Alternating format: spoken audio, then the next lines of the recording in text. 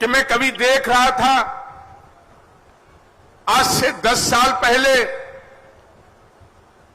कि जो गरीबी रेखा के नीचे जीवन जीने वाले लोग हैं उनमें रायबरेली सबसे नीचे, सबसे ज्यादा प्रतिशत के लोग गरीबी रेखा के नीचे जीने वाले रायबरेली में, सबसे ज्यादा कच्चे मकान में रहने वाले लोग रायबरेली में, सबसे ज्यादा कच्चे मकानों में रहने वाले लोग रायबरेली में।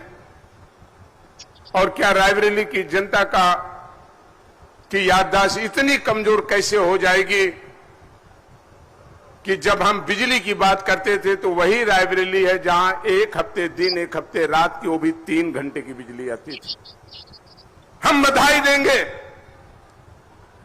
आदरणीय प्रदेश के माननीय मुख्यमंत्री जी को कि आज आपके नेतृत्व में उस रायबरेली में जहां 82% लोग कच्चे मकान में रहते थे, मैं दिल की गहराई से आभार प्रकट करता हूं कि आदरणीय प्रधानमंत्री जी और आपके नेतृत्व में आज 94% से ज्यादा लोग आज गरीब आदमी पक्के मकान में रह रहा है।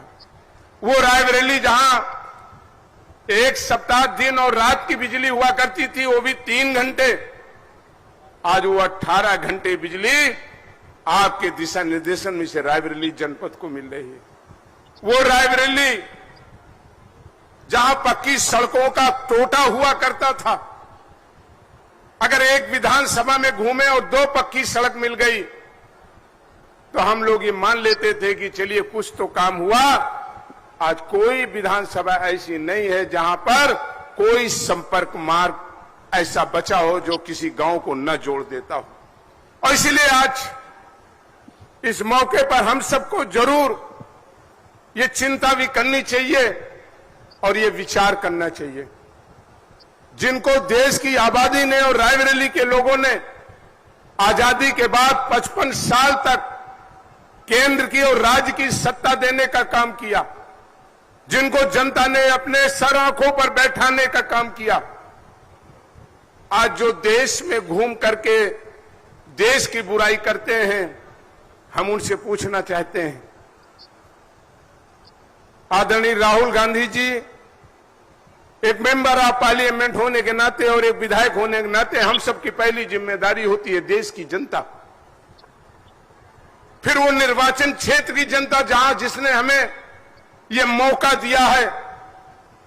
आप बड़ी बड़ी बातें करते हैं लेकिन हम आपसे पूछना चाहते हैं कि आपके संसद बनने के बाद इसी रायबरेली में 34 दुर्घटनाएं हुई।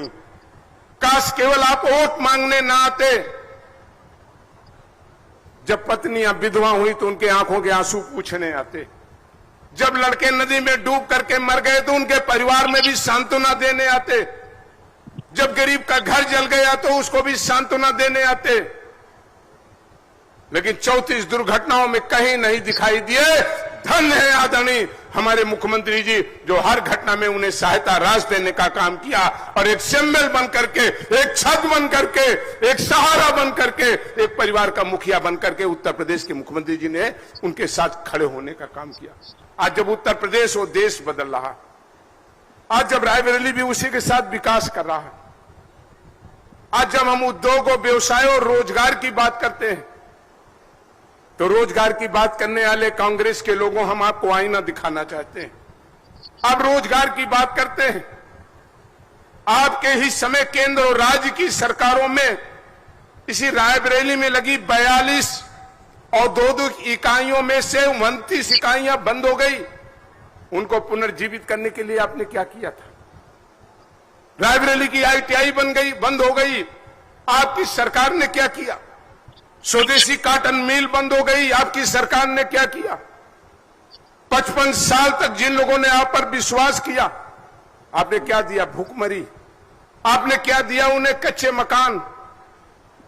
और याद रखिए रायबरेली के भाइयों, जिन लोगों ने हम लोगों को अभी भावनाओं के नाम पर, नारों के नाम पर ठगने का काम किया, उन्होंने हमसे और आपसे आपका अधिकार छीना, हमसे और आपसे आपका सम्मान छीना और उसके बदले में केवल हमें धोखा मिलता रहा।